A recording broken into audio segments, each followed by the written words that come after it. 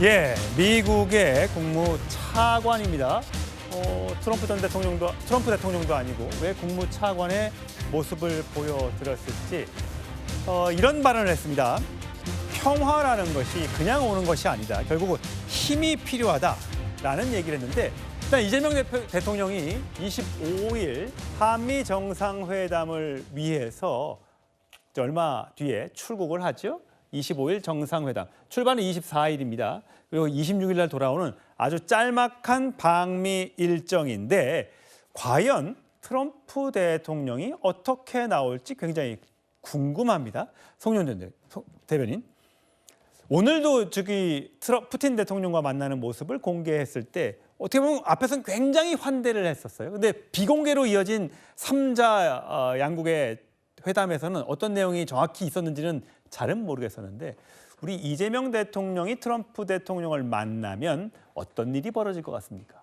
그것에 대해서 미리 힌트를 얻기 위해서 지금 이재명 대통령이 일본을 들르는 것 아니겠습니까? 예. 히바 총리와의 정상회담을 통해서 단순히 미래지향적인 한일 관계만 염두에 두고 있는 것이 아니라 트럼프 대통령과의 관세 협상을 먼저 성사시킨 경험, 그리고 앞서 뭐 황금 투구라든가 이런 걸 가지고 가서 트럼프 대통령에게 아부 아닌 아부를 했던 경험, 이런 것들까지 정상 외교의 과정에서 긴밀하게 공유받고자 하는 의도가 있는 것이 아닌가 보여집니다. 그래서 우리 외교관들의 도움을 받아서 지금 한미 정상회담도 많은 준비를 하고 있겠습니다만은 우리보다 먼저 트럼프 대통령을 만나본, 그리고 관세 협상을 타결한 일본의 좀 조언을 받는 것도 상당히 현실적으로 필요하지 않겠나 생각을 해봅니다. 예, 강성필 부대변인. 네. 미국 내에서는요, 물론 이재명 대통령에 대한 우호적인 의견도 있습니다만 일부 트럼프 대통령과 친한 좀 강성 극우 세력들의 입에서 나오는 얘기들이 미국 언론들의 보도가 되고 있습니다.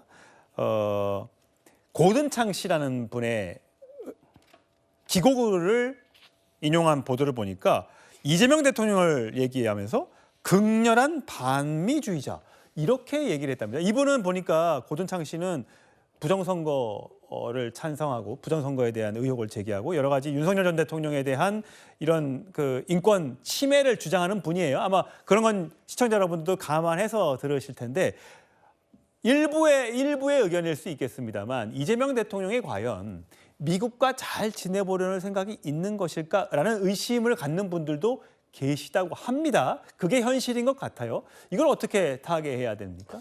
근데 저는 사실 이재명 대통령이 뭐 트럼프 대통령과 미국과 잘 해보려는 마음이 있나? 이렇게 의심하는 자체가 이 전제부터가 좀 잘못됐다고 생각합니다.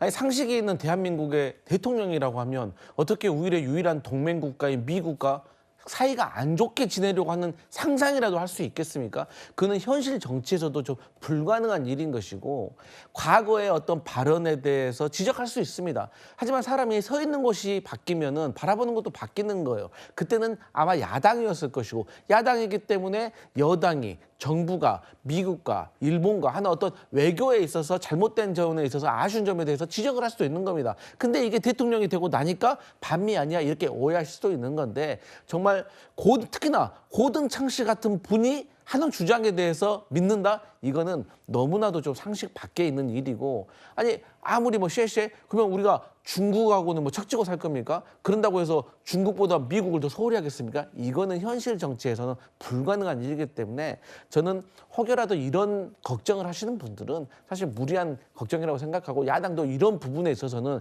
정말 그 수위를 잘 조절해야지 이 미국과의 어떤 정상회담을 앞두고 있는 이 상황에서 전혀 국익에 도움이 되지 않는다 이런 생각합니다. 예, 조금 전에 쉐쉐 발언했는데 그 발언 준비했습니다. 들어보시죠.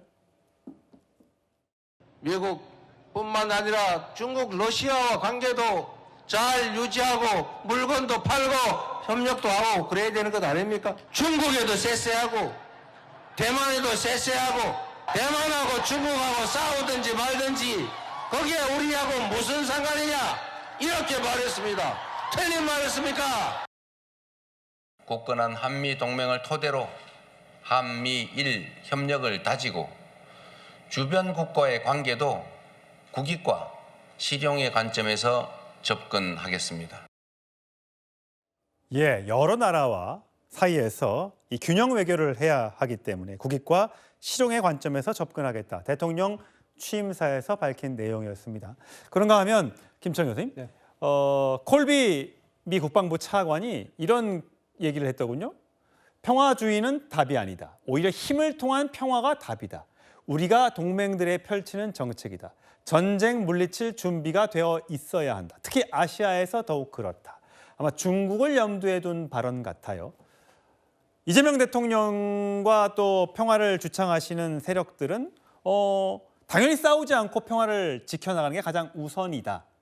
그 말 동의합니다. 하지만 그 평화는 말로만 되는 건 아니고 우리가 힘이 있어야지만 저쪽에서 우리에게 함부로 못하는데 우리가 뭐 지금 대북 확성기 철거 관련된 논란도 계속 있고 북한은 우리를 나만 뭐 따로 살자 뭐 이렇게 얘기하는 상황에서 우리만 너무 러브콜을 보내고 있는 것 아니냐라는 얘기가 국민의힘 지지자들 사이에서 나오더군요. 그렇습니다. 지금 뭐 이재명 대통령 입장에서 볼 때는 저는 북한에서는 이재명 대통령이 어떤 대북 정책을 할 것인가에 대해서 어느 정도 얘기를 하고 있다고 보거든요. 왜냐하면 이재명 대통령이 정동영 의원을 통일부 장관으로 할 때 아마 북한의 김정은은 이재명 대통령이 나를 만나고 싶어 하는구나. 정상회담에 목을 매겠구나. 왜냐하면 진보 정권의 김대중 대통령, 노무현 대통령, 문재인 대통령까지도 다 북한의 김정은 또는 북한의 어떤 최고 어떤 지도자와 어떤 정상회담을 다 했거든요. 그렇기 때문에 아마 이재명 대통령 입장에서 볼 때도 그런 진보 대통령들이 만들어왔던 남북 정상회담을 무조건 할 거라고 생각이 들고 아마 그렇기 때문에 아마 정동영 장관을 임명할 때 북한의 아마 김정은은 거기에 대해서 충분히 인식을 했다고 보기 때문에 아마 뭐 이재명 대통령이 이번 광복절 기념사에서도 보면 계속적으로 북한이 우리가 양보하는 거에 대해서 하지 않더라도 인내심을 갖고 가겠다고 하는 부분에 있어서도 아마 여러 가지 그런 부분도 있다고 보이거든요. 다만 저는 힘을 통한 어떤 평화라는 게 얼마나 중요하냐면 우크라이나 전쟁이 보여주는 거거든요. 예. 우크라이나 전쟁이 보여주는 것이 결국은 본인 스스로를 지킬 수 있는 영향이 있지 않으면 전쟁이라고 하는 것을 막을 수가 없고 두 번째는 전쟁이 일어나게 되면 얼마나 우리 민간인이나 국민들에게 큰 피해를 입히는 예. 것이 나오는데 그 부분에 있어서 가장 중요한 것은 우크라이나 전쟁이 주는 자체가 바로 힘을 통한 힘을 예. 가지고 있어야 되는 부분은 그 부분에 대한 어떤 인식을 충분히 가야 되지 않을까 이렇게 보입니다. 21세기 들어서 전쟁이 과연 또 벌어질 것인가라는 생각이 있었는데 최근에 있었던 여러 전장에서 보듯 결국 힘이 없으면 침공을 당할 수도 있고 국민들이 피해를 입을 수 있다는 점 명심해야겠습니다.